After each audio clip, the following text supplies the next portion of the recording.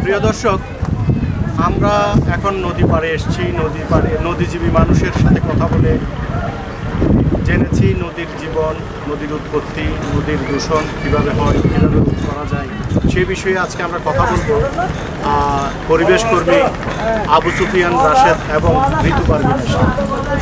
আমি ঋতু পারভিনের কাছে জানতে চাইব নদীর উৎপত্তিটা কিভাবে হয়। নদীর উৎপত্তি এটা তো খুবই একটা ট্র্যাডিশনাল প্রশ্ন করে ফেললাম। নদী সাধারণত পর্বত শৃঙ্গ থেকে, পর্বতমালা থেকে হয়, পাহাড় থেকে। নদীর হিমশৈল বলে স্রোতধারা তৈরি করে, সেভাবেই নদীর উৎপত্তি।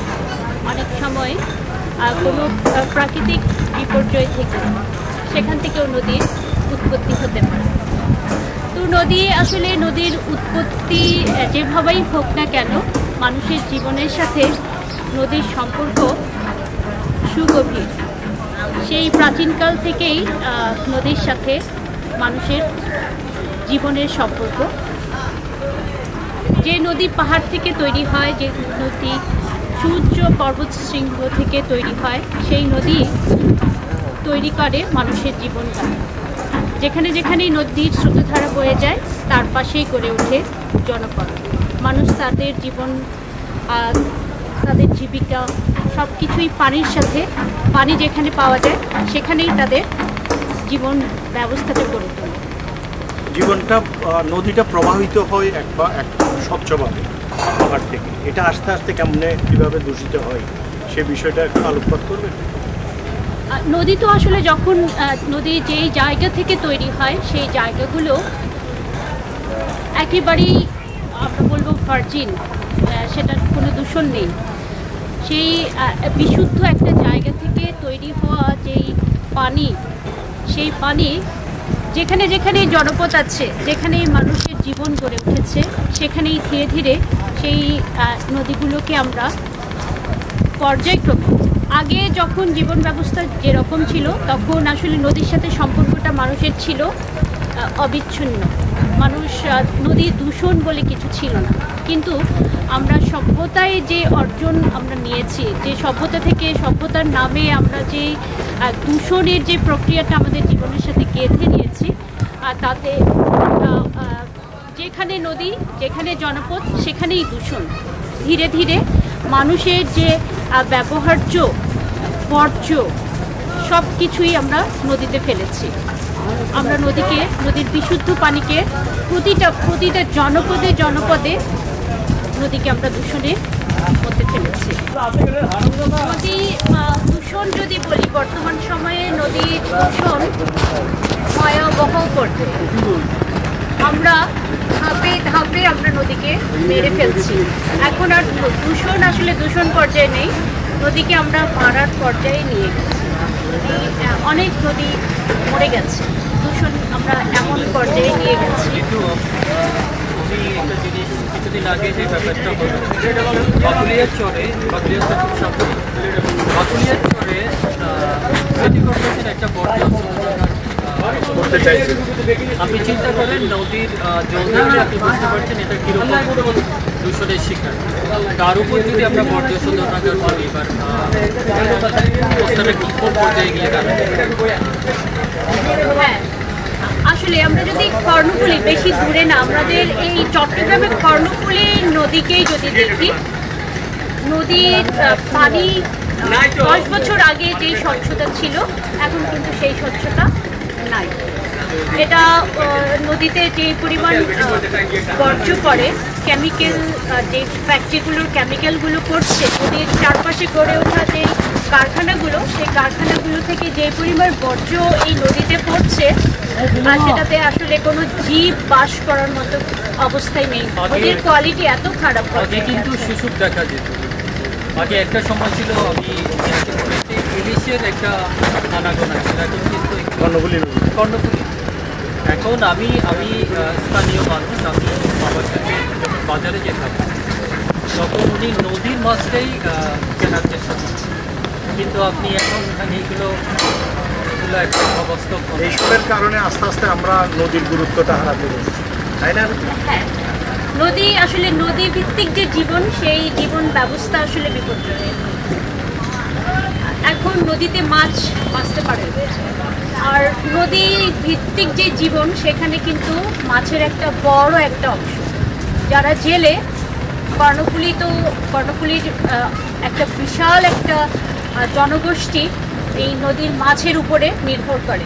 কিন্তু এখানকার জেলেদের সাথে কথা বললেই বোঝা যাবে মাছ কি পরিমাণ কমে গেছে, কত প্রজাতির মাছ এখান থেকে হারিয়ে গেছে, বিলুপ্ত হয়ে গেছে। আমরা আসলে আরেকটা ব্যাপার জরুরি ব্যাপার, সেটা হচ্ছে আমরা যেমন মানুষ যেমন একটা সত্তা, আমরা নদীটাকে যদি সত্তা মনে করতাম, একটা গান আছে চিটগাঁয়ের পপুলার একটা গান,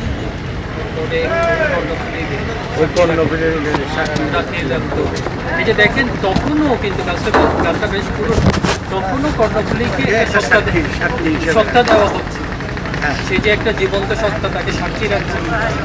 তো সেই মানসিকতা, সেই যে ভালোবাসা কিন্তু আমরা যদি তার প্রতি দেখা যায়, কর্ণফুলীর জীবনটাই টানাটানি করছে। এখন আমরা তো আমরা যে সাক্ষী, আমরা যারা এখানে স্থানীয়রা আছি, যারা নদী কেন্দ্রিক, এটা জল দূষিত হচ্ছে তা তো না, এটার সাথে আমাদের সংস্কৃতি জড়িত আছে, এটার সাথে অর্থনৈতিক জীবন ব্যবস্থা যেটা আছে সেটা। তো এটা সামষ্টিক একটা ব্যাপার যেটাকে আমরা অগ্রাহ্য করছি। শুধু আপনি লক্ষ্য করবেন এই যে এগুলোর দিকে আমরা ধাবিত। আমরা উন্নয়ন বলতে এটুকুই বুঝি। উন্নয়ন বলতে যদি আমরা বুঝতে পারতাম যে এটা সমন্বয় উন্নয়ন, একটা সাস্টেনেবল ডেভেলপমেন্ট, যেটা টেকসই, যেটা পরবর্তী প্রজন্মকে উপকার দেবে, সেরকম উন্নয়ন কিন্তু আপনি দেখতে পাবেন। আপনি খাপছাড়া যে উন্নয়ন, সেজন্যই তো এগুলোর মৃতপ্রায় অবস্থা। কর্ণফুলীর প্রশস্ততা ছিল একটা সময় প্রায় 700-800 মিটার, এখন প্রশস্ততা কমে আপনি দেখতে পাচ্ছেন চর পড়ছে। কর্ণফুলীতে যে বর্জ্য আছে তার স্তরটাই হচ্ছে 7 থেকে 14 ফিটের পলিথিনের বর্জ্য। সেটা পরিষ্কার করতে গিয়ে মালয়েশিয়ান কোম্পানি অপারকে চলে গেছেন। তো এখানে কর্তৃপক্ষ তারা চেষ্টা করছেন যে বড় বর্জ্য অপসারণ। তো এরকম চলছে আর কি। আমরা যদি এটাকে রোধ করতে পারি বা কোনো পরামর্শ কি আছে? এটা রোধ করার উপায় হচ্ছে আপনার, আমরা যারা এটা ব্যবহার করছি, আমরা যারা কর্ণফুলীর সাথে আছি, চট্টগ্রামবাসী, সবচেয়ে উপকারভোগী তারা, আবার সবচেয়ে সাফারও তাদেরকে এগিয়ে আসতে হবে। মানুষ সচেতনতা যে ব্যাপারটা খুব প্রয়োজন, সেটা নেই। আমরা যখন রাস্তায় দাঁড়িয়ে কর্ণফুলী রক্ষার জন্য আমরা মানুষ খুঁজে পাই। আপনি যখন একটা কনসার্টে যান, হাজার হাজার বিশ্বস্ত সবাই গিয়ে হাজির হয়, কিন্তু আমরা 10 জন খুঁজে পাই না কর্ণফুলী বাঁচাতে, যেটা আপনার পুরো সমাজকে বাঁচাচ্ছে, পুরো চট্টগ্রামবাসীকে বাঁচাচ্ছে। আপনি এখন যে আপনি পানিটা খাচ্ছেন, মিষ্টি পানি, কলের মিষ্টি পানি আছে, সেটা কিন্তু হালদার পানি, পানি আছে। মিষ্টি পানিটা নদীকে মেরে ফেলবেন, তো আপনার কল ছাড়লে পানি আসবে। আপনি এটা আপনি বুঝতেই হবে যে এটাকে বাঁচিয়ে রাখলে আপনি বাঁচবেন। এখানে আরেকটা ব্যাপার আছে, নদীর সাথে কিন্তু পাহাড়ের একটা খুব বড় সম্পর্ক, অনেক সম্পর্ক। বিশেষ করে চট্টগ্রাম অঞ্চলে যে নদীগুলো আছে সেগুলোর সাথে পাহাড়ের সম্পর্ক তো ওতপ্রোত। আমাদের পাহাড়গুলো আমরা বাঁচাতে পারছি না, পাহাড়গুলো ধ্বংস হয়ে যাচ্ছে, পাহাড়গুলো কেটে কেটে পাহাড়ের যে মাটি, সেই মাটি কিন্তু আলটিমেটলি নদীতেই আসছে, নদীর নাব্যতা হারিয়ে যাচ্ছে। এখন আমাদের নদীকে বাঁচাতে হলে শুধু নদীকে না, আসলে আমাদের প্রথমে চোখ দিতে হবে পাহাড়কে। আর পাহাড়ের সাথে নদীর পানির একটা সম্পর্ক। আমরা জানি যে পাহাড় থেকেই আসলে পানিটা তৈরি হয়, পাহাড়েই কিন্তু পানির উৎসটা।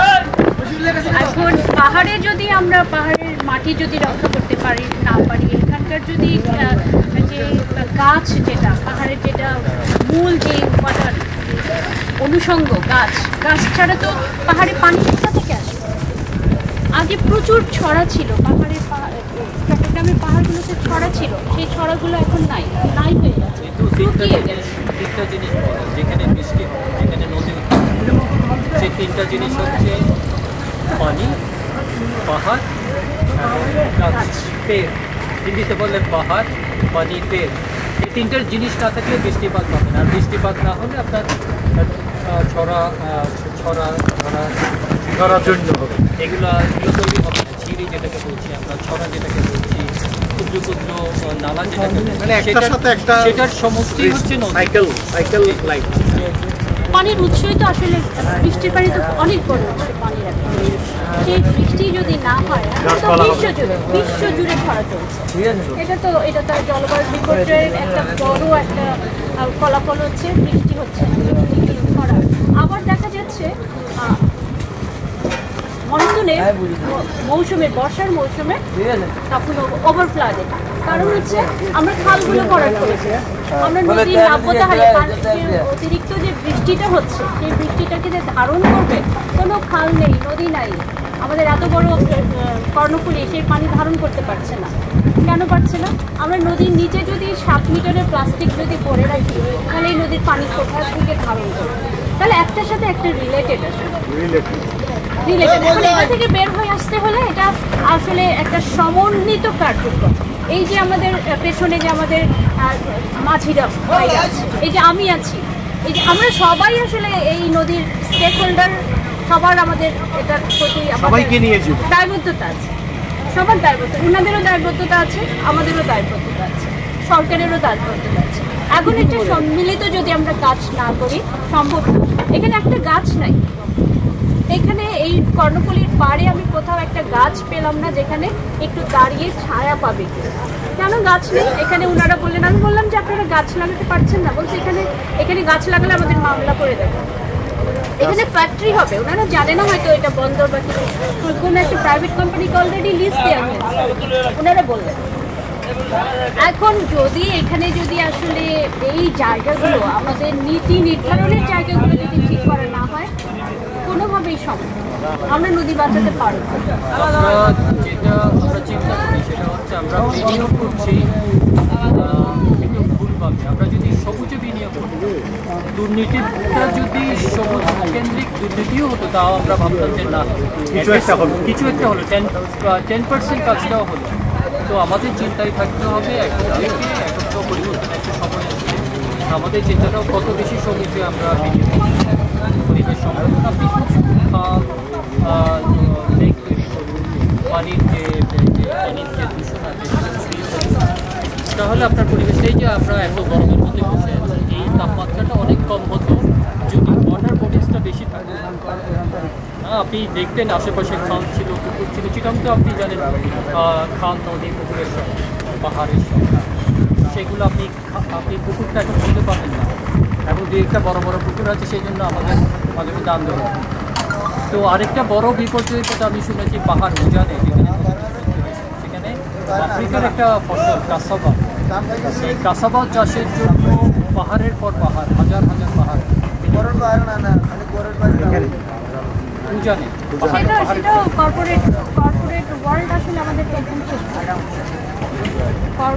এখান থেকে পরিত্রাণ পেতে আমাদের কি করা উচিত? আসলে কি নীতি নির্ধারণ করা উচিত, নাকি আমাদের জনগণের কিছু বলা উচিত, করা উচিত? এটা আসলে একপাক্ষিক কোনো সমাধান, এটা সামগ্রিক সমাধান। এটা সরকারি পর্যায়ে যেমন কঠিন নীতিতে যেতে হবে, এটা একেবারে আসলে কঠিন নীতি ছাড়া এখন আর নীতি কাজ করবে। কঠিন নীতিতে যেতে হবে এবং মানুষের সচেতন হতে হবে। এখন একজন পাহাড়ের একজন মানুষ যদি বলে না আমি কাসাবার চাষ করে আমি এখান থেকে লাভবান হচ্ছি, আমার জীবিকা হচ্ছে, তাকে বুঝতে হবে আমি একদিনের জীবিকা পাচ্ছি, আমি 10 বছরের জীবিকা পাচ্ছি, আমি 50 বছর ব্যারেন করে দিচ্ছি। এটা তো মেনে নেওয়া, ওনাদেরকে এটা জানতে হবে। ওনারা জানে না অনেক কিছু, ওনারা তো সাধারণ মানুষ, সাধারণ কৃষক, ওনারা জানে না। ওনারা হয়তো 1 বছরের লাভটাকে বুঝতেছে, কিন্তু এতে যে আমাদের 50 বছরের একটা ক্ষতি হয়ে যাচ্ছে জানাতে হবে।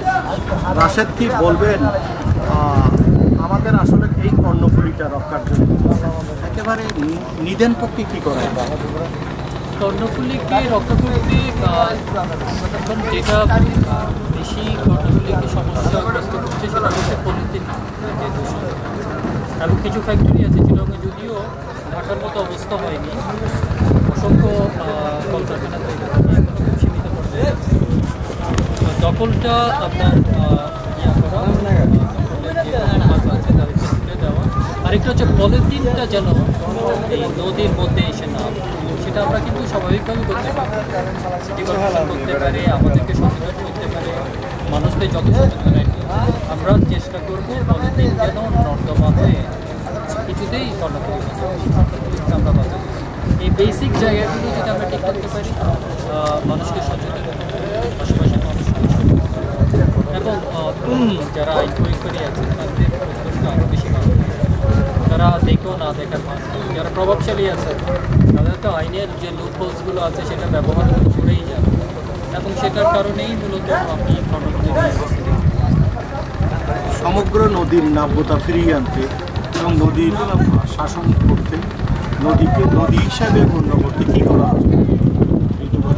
আচ্ছা, আমি আগের যে প্রসঙ্গে সুফিয়ান কথা বলছিলাম